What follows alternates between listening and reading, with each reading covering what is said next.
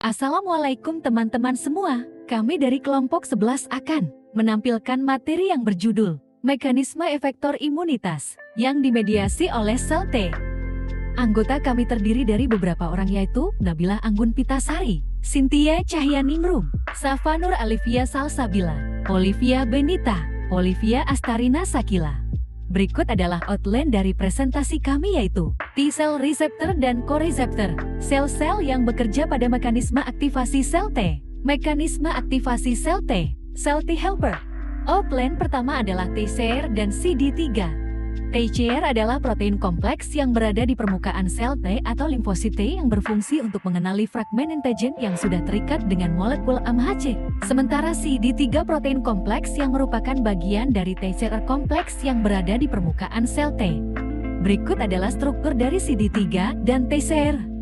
Struktur dari CD3 adalah sebagai berikut. Epsilon berfungsi untuk sinyal intraseluler, menginisiasi fosforilasi dari residu tirosin di ekor sitoplasmiknya rantai epsilon. Gamma berfungsi dalam perakitan dan ekspresi TCR kompleks di permukaan, dan delta mempunyai fungsi yang sama dengan gamma.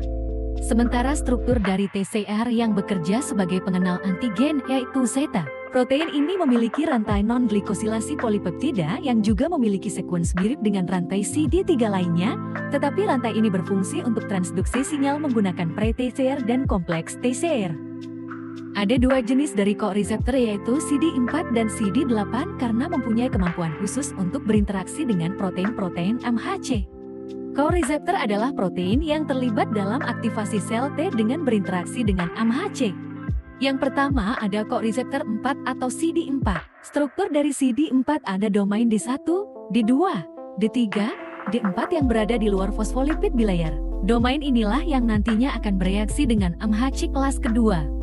Terdapat dua isoforms yaitu CD8 alfa-alfa dan CD8 alfa-beta. Kemudian ada koreseptor 8 atau CD8. Struktur dari CD8 yaitu CD8 alfa-alfa berfungsi sebagai reseptor pada sel T yang sudah berekspansi di infeksi viral kronis dan tidak bisa menyokong aktivasi sel T yang masih konvensional.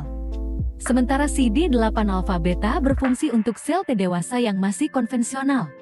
Berikut adalah sel-sel yang berfungsi pada proses aktivasi sel T yaitu sel naif, efektor, dan memori. Navi sel T adalah hasil sel yang berdiferensiasi dan telah dilepaskan oleh timus namun belum berinteraksi dengan antigen.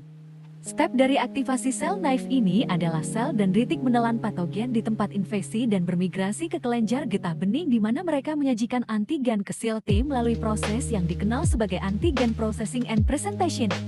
Sel T mengenali antigen pada permukaan antigen sel presenting hingga teraktivasi. Setelah diaktifkan, sel T mengalami proliferasi dan diferensiasi sebagai respons terhadap antigen tersebut. Sel yang dihasilkan dikenal sebagai sel efektor. Sel tinggi efektor adalah sel yang telah menemukan corresponding antigen dan mampu memediasi fungsi imun. Sel T efektor melibatkan interaksi dengan sel target yang menampilkan antigen spesifik. Sel ini akan meninggalkan limfoid kemudian masuk ke sirkulasi menuju area terinfeksi.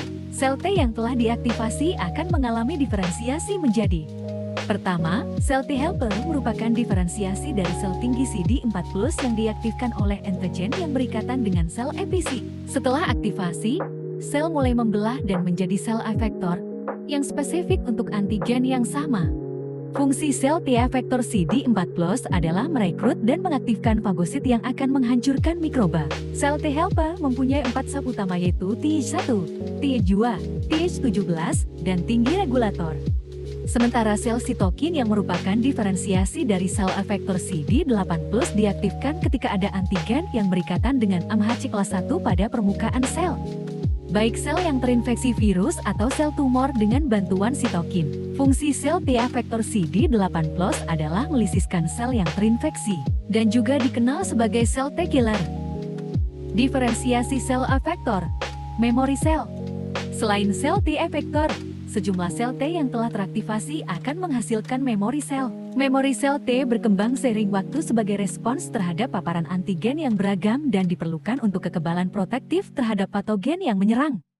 Terutama dalam kondisi imunosupresi, sel T memori akan memberikan respon cepat ketika terjadi paparan mikroba secara berulang. Berikut adalah mekanisme dari aktivasi sel T. Diketahui bahwa sel T dewasa terdiri dari dua tipe, yaitu sel T CD4+ dan CD8+. Kedua sel ini adalah sel naive atau sel yang belum teraktivasi menjadi sel efektor yang belum berkontak dengan antigen.